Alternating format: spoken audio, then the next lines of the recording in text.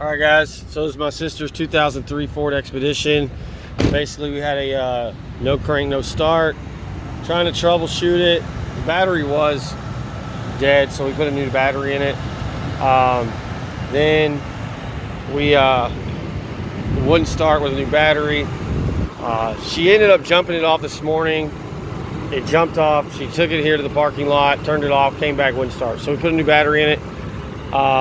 We were just getting a click.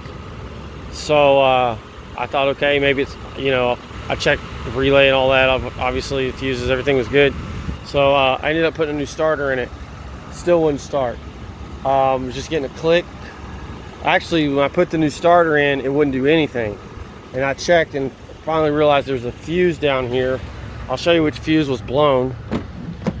And it might have been blown because I tried to jump the starter relay earlier and it might have blown it. I'm not sure. But it's this fuse right here. This one that my finger's touching. That's fuse 101. That is the starter fuse. And also this is the starter solenoid relay right here. So if you're looking at it like this one and that one. So that one was blown. So I pulled one from here and I put it in there because this one's for some automatic seats or something like that. Anyways, I looked online on YouTube. Couldn't get this damn thing to start. I mean, I tried, grounding out the starter. I tried, I did everything, man, like you can imagine. I switched out relays. I saw videos where a guy was talking about this relay here getting hot. They put a new one in. Actually, it is feeling kind of hot.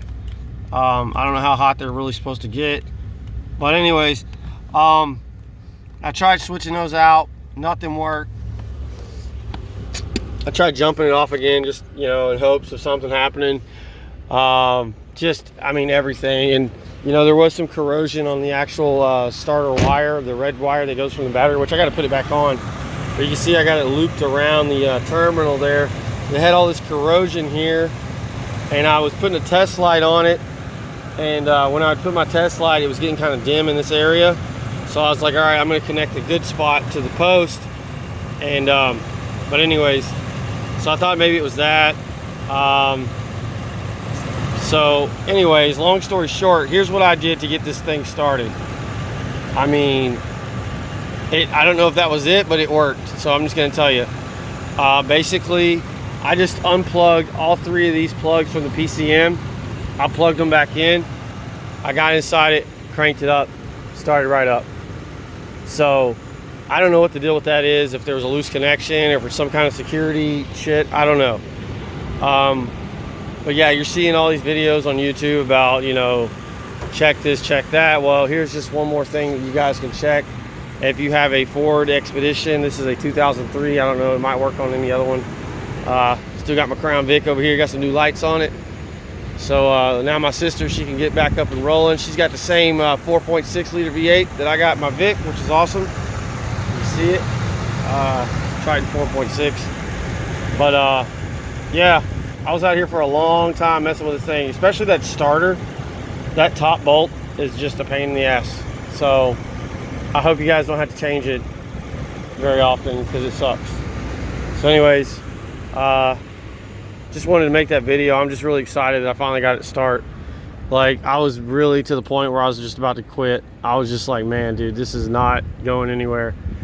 So yeah, my sister, she kind of jinxed me with it. Apparently she got some coffee today, and her total was 666. She didn't tell me that until after the fact. So I was like, wow, if I would have known that, I probably wouldn't have come out here. Probably just wait until tomorrow. So, because it would, be some random stuff like that would happen. So anyways, yeah, so I just want to put that out there for anybody that's having problems getting this thing started, man. Hey, just don't quit. These Ford, especially these 4.6, man, they're pretty badass. It's usually nothing serious. I knew it wasn't a mechanical issue, so I don't even think it was a starter now. Obviously, I don't think it was. I didn't actually test it. I just figured it was out because I know it hasn't ever been changed. But, well, she's got another starter now in case this one goes out. So there you go. Anyway, just want to post that quick video real for you guys. Till next time, I'm out of here.